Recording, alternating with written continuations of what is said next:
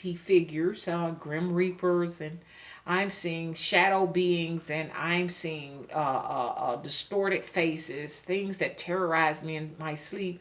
I am having nightmares. You see what I'm saying? I can't get pregnant, and it's weird because the doctor don't see anything wrong, and I just can't get pregnant. And when I do get pregnant, I can't keep my baby. I'm having miscarriages back to back to back. What is going on? You've been harmed with black magic. This is gonna go into part two. Now that you have been harmed by black magic, you understand? It's a race against time now, because as you continue to be drained, and a lot of medical conditions can, mental conditions can fall in the lines of spiritual possessions, and being affected by black magic, like you're dealing with depression, suicidal ideations, homicidal thoughts, and it's consuming you, and it has gone from that to the fact now you're suffering from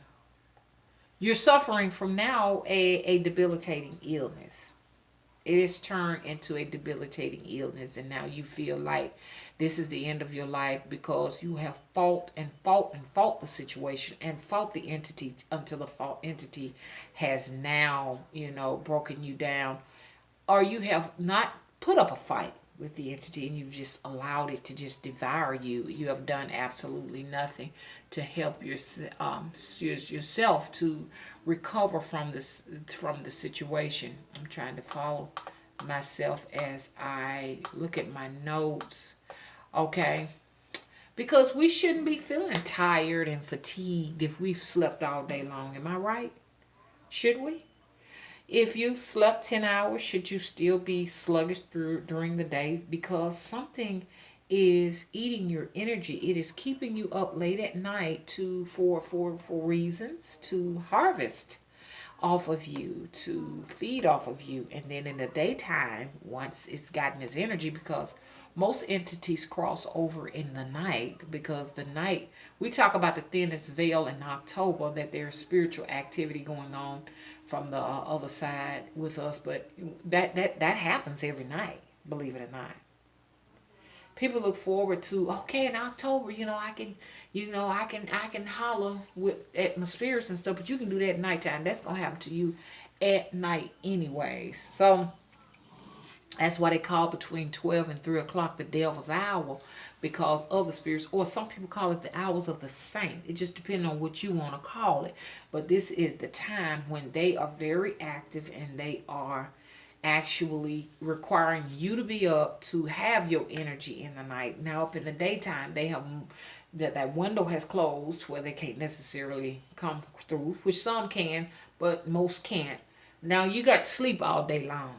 You got to sleep all day long, because they are no longer are able to do what they do, and you've exhausted your energy with them. Okay, so and just having just lots of blockage, when you just got just tons of blockage, where you want to move out your mama house and you can't. You want to get your own car, but you can't. You want to do a whole lot of different things you see other people doing, but you just can't. No matter what you do, you done did everything you possibly can think of, but still you see your friends prosper, you see your enemies prosper, you see your family members prosper, your siblings prosper, but for some reason you can't. Every time you turn around, when you think you on your feet, just when you think you there, something happens, or you lose a job, or somebody start fucking with you and everything. You like, damn, these are all some characteristics of that black magic, because it's the worst magic that you can ever have placed on you, because people are very evil.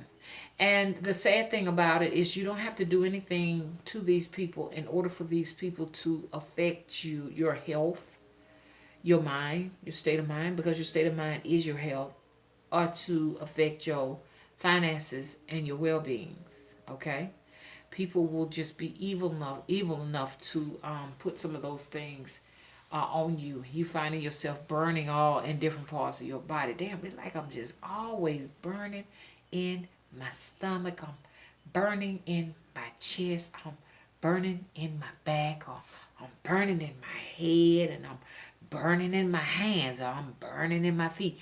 Why am I on fire all the time? Well, those are some of the places where these particular entities may be residing. But it depends on if we're talking about a spiritual possession or we talking about a black magic thing. Anyway, as it goes, it's still, even if it's black magic, you do have an entity that is in you or feeding on you. And the sign is burning sensations. Wherever you got some burning and you just don't know why. Damn, why is what is going? I'm on fire because they in there. They burning in your hand. They in your hands. Okay, that's why we get that feeling. Girl, my hand been itching and burning my left hand, girl. And I just next thing I know, I had this big old bill, girl. Oh, I've been burning and itching in this hand. Next thing I know, I got some money and stuff. You dealing with spirits. That's where they at. Okay, so you see these people and they come around to your house, they hostile as hell, they angry, they throwing temper tantrum, they fussing, and you just cannot get down to the bottom of exactly what is going on with this person. Well, they got an entity inside of them. And the entity may be in them to not only get the energy from them, but to extract some from you too, so that you can get involved in it. And I think I talked about it. You can get involved, and you can give off that energy that they need. These entities are feeding.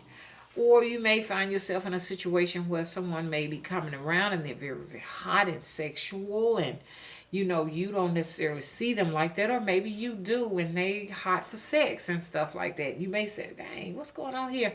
You'll find yourself having sex with these people. Well, you may know them, you may not know them. You may find yourself in a situation where you wouldn't sleep and do casual encounters with someone, but now you're having sex with this person. There's an entity that's driving the person that needs the energy, not only from that person, but the energy from you too. Okay? Now, I know y'all saying, well, I don't know about that, mama, but I'm just talking about people who may be a stranger to you, or somebody that you wouldn't necessarily sleep with. You found yourself sleeping with a person. You may have found yourself winding up in bed with somebody. You may have gotten drunk and you're in the bed with somebody. These are entities. I don't care what nobody say. Okay? These are entities that are driving you to do these acts that you wouldn't necessarily get yourself involved in. And like I say, some of these acts can be very sinister.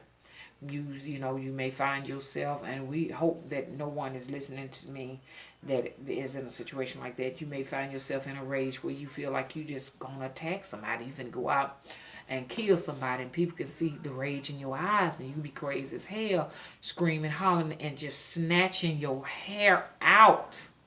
You understand? You have to watch these entities because, like I say, they can either blow you up or they can make you so skinny and emaciated. Because I don't care what nobody say, if your arms and your legs are real, real, real skinny, but your midsection is big and round, you have an entity in you. You're engorged in here. That entity is living in you. That's why they call them gremlins and stuff like that. They can have you pulling and tearing your hair out. Like I said, you just may just not have and have just plugs in your head, and you'll find yourself. You ever seen people eat their nails down to the nub? Ain't necessarily talking about my hands and stuff like that, but to the point they're just doing this here. And all you see is the meat. Those are entities. They're destroying you. Getting you to a point where you just got track marks all up and down your arms and stuff like that. You stuck needles. You to the point you got needles. You sticking them in your neck. They can make you look really, really bad. And like I said, crack cocaine and heroin and all them different things that people use to hack the pineal gland. I like that right there. To allow these entities to go inside of your body will do you harm. So I hope I cleared up some confusion for those who may be confused about it, and help some people who are finding themselves in need of help. Now I know what y'all want to say. Well, Mama, how can we get these entities off of us? How can I remove the attachment?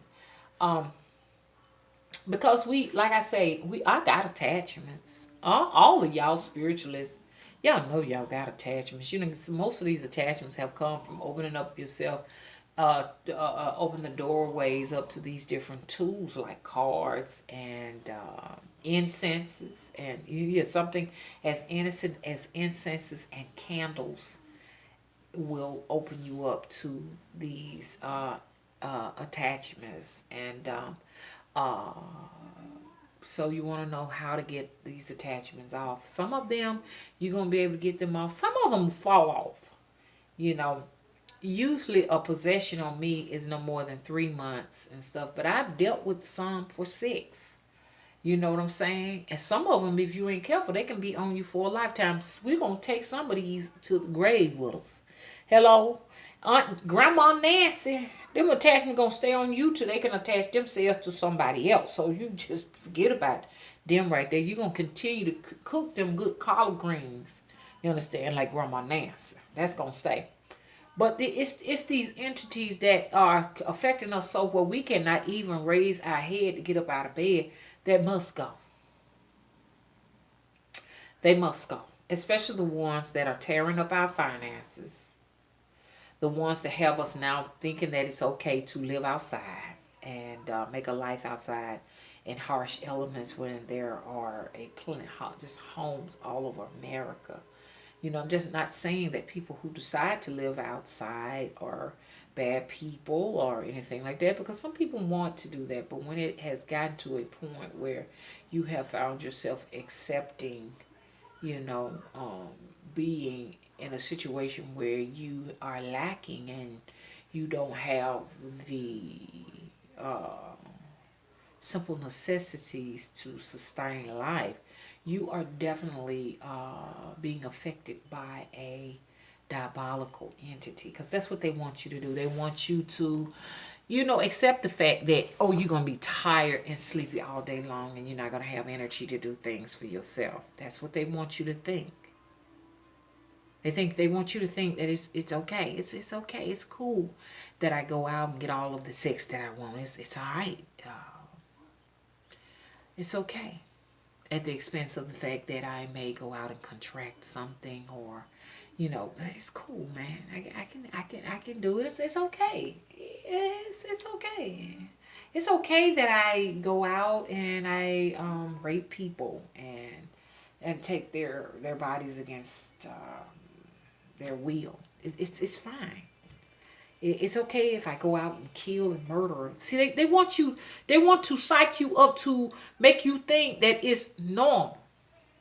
That's how come you start seeing these people, and these people get to the point it seems like personal hygiene means nothing anymore, and they're walking around with sores all over. Like I told you about the lady who had the little sore all over her face, and then boom, one popped up here. I had like a little mark here, and then I found one on my leg with like a few bumps on it from looking at her. So I'm at a point like now I have to turn away, turn my head,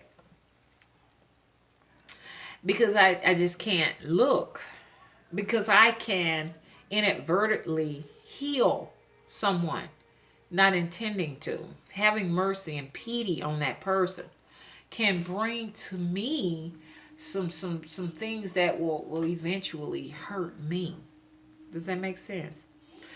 And if you're a healer, you need to take that into consideration too. Protect yourself, okay?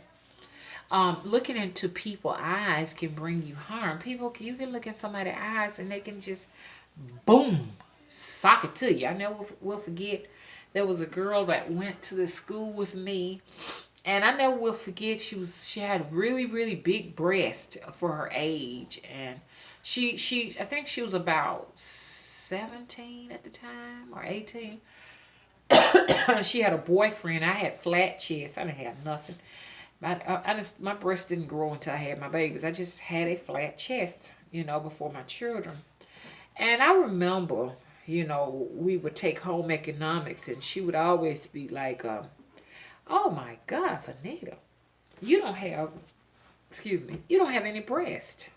How in the world you gonna satisfy your man, and you ain't got no breasts?" And she had these big boobs, and she was just always, just you don't have anything you can give them to please them, and all of that stuff like that. And the man she was going with, he was 30 years old, and I remember her thinking that it was the world. And he would pick her up from school and everything, and she would be bragging about going to Atlanta for the weekend and with her man and stuff. And I know the man was married now, I'm thinking about it. But when I saw her again, I saw her about like 2013. I seen her. She looked very sick. She didn't look well. She had this look and looked at me like this. Like, help me. I'm just clinging on to life. Her breast was all hanging and sagging. And it looked like she had a real hard life, as if though someone just really sucked the living daylights out of her. And I remember just looking in her eyes. We looked at each other. Telepathically, we knew each other, but we didn't acknowledge each other with physical, any kind of vocal, physical speech. But what I saw in her eyes, it was just unbelievable. It was like she was barely clinging to life. Her hair was gone. Looked like she had a wig on and stuff like that. And I think I saw death. I think I saw death eye to eye. I had an eye to eye confrontation with death in her eyes, because it seems like it went nowhere. Looking into eyes, it was something dark and evil that was in there. And I heard him turn. I remember turning my head, and I remember getting sick. Yep, I remember getting sick from that. I remember my blood pressure going up and getting sick from looking her in her eyes.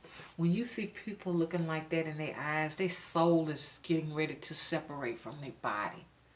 It's just this darkness, and I just remember just looking at that. But anyway, so you have to be careful. Some of this black magic may be on you, not necessarily because you ate something or something. You may have just looked somebody in their eyes. Okay? People can put the evil eye on you. People can put the, because I'm still trying to figure out what that is. I don't even want to see it no more.